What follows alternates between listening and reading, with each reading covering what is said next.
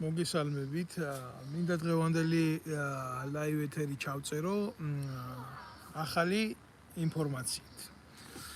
მოკლედ ყველასთვის ცნობილია უკვე რომ ქართულ ოცნებას ყავს თავისი მარიონეტები და ეს მარიონეტები არაერთხელ გამოუყენებია თავისი პოლიტიკური ინტერესების მიხედვით. და საზოგადოებაში ძალიან გაცერცილი ტიპები, რომლებიც არიან მაგალითად თარხელმოურავი, ირმა ინაშვილი, კარგად იცით ხო ეს პენსიონერებს რო პურს რო აძლევდნენ და შემდეგ ხმას რო თხოვდნენ სანაცვლოდ და რაღაცა თავისი ობიექტივით და თავისი რაღაცა. ნუ რა უნდა ილაპარაკო ადამიანებს ამგენზე შეიძლება სალაპარაკოდაც ისინი არ ღირდნენ რეალურად რო გითხრათ, მაგრამ გულახდილად გეტყვით სალაპარაკოდ ალბათ იმ შემთხვევაში ღირან რომ უნდა იცოდეს საზოგადოებამ სიმართლე. სიმართლის ცოდნა ეს არის აუცილებელი, იმიტომ რომ მის გარეშე ძალიან რთულია ადამიანმა გააკეთო ანალიზი იმ სიტუაციის რაშიც იმყოფება. მოკლედ ახლა ზედმეტი რო არ გავჩიმო და გამოვჩიმო ეგ ლაპარაკი იმ ხალხმა, ვინც საკუთარი თავი ხატებზე დაიხატა რა, თარხელმოურავმა ირმა ინაშვილმა და იმისმა გუნდმა თავისმა სიძეებმა და ვინც აყავს რა. თარხან მეფე რა, ეს ხო საერთოდ ბაგრატოვანია თურმე წამომავლობით და დავითის და იმის და ამის და ალახის და იმის შთამომავალია რა. აი მაგ ტიპმა ამერიკის საელჩოდან და კონკრეტულად მრჩეველიც ახლა იქ პოლიტიკურ საკითხებში ქალბატონს ვინც შეხვდა მაგას 80,000 ამერიკული დოლარი მიიღო იმის სანაცვლოდ რომ მიაწოდა ინფორმაცია რუსეთის მოქმედების შესახებ საქართველოში. აი რა არის იცით? ამ ინფორმაციას ახლა რატო ვაჟღერებ მაგას გეტყვით. ხო ყველას ეგონა რომ თარხელმოურავი, ირმა ინაშვილი, აი ეს ბუდე იქ რაც ტრიალებს, რომ ესენი არიან პრორუსული მიმართულების ბუდე რა. არ არის ასე. თარხელმოურავი, ირმა ინაშვილი და მისი ბანდა, ესენი არიან მხოლოდ და მხოლოდ მისი კუჭის ბანდა. ამათ იდეა არ გააჩნიათ, არც პრორუსული, არც პროამერიკული, ზოგადად რა ადამიანს. იმის მიხედვით შეიძლება სცე პატივი, რომელი იდეის მომხრე და ერთგულია. მნიშვნელობა არა აქვს რა. შეიძლება საწინააღმდეგო იდეას ემხრობოდეს, მაგრამ ემხრობოდეს და შეგნებული კონდეს იმ იდეის პატივისცემა, მოღალატეობრივ იდეას როგორ უნდა სცეს ჯერ პატივი. მაგრამ ადამიანები, ვისაც იდეა არ აქვს, ისეთ ადამიანებს ყოველთვის ჯობია ის ადამიანები, ვისაც რაღაცა იდეა და მრწამსი გააჩნია რა. ამ ხალხს არაფერი არ გააჩნია. შეხვდნენ ამერიკის ელჩს, შეხვდნენ პოლიტიკურ მრჩეველს იქ საკითხებში და შესთავაზეს საკუთარი თავი. ჩვენ ვიქნებით ჩვენი ტიპებიო, ოღონდ იქამდე მივიდესო საქმეო თარხანაეუბნება, რომ თქვენო ჩვენო დაგვაფინანსოთ. და მოგაწვდითო ინფორმაციებს, კონკრეტული ინფორმაციები მაგ რაც მიაწოდეს შეთაშორის ამერიკის ელჩს და ელაპარაკდნენ ამ ყველაფერზე, ნუ კოცებთან მიმართებაში, კოცების ბიზნესებთან, გადახლართულთვებთან მიმართებაში, რა ხდება, როგორ იყოფა ეს ფული რუსეთში, დეტალები ჩაუკაკლეს რა. ნუ ახლა მეტნაკლებად თარხელმოურავს პრორუსული მიმართულების ფინანსური მოძრაობები მაგან იცოდა და იცის კიდევაც და ნუ ამ კუთხით $80,000 გაყიდეს ეს ინფორმაცია რა.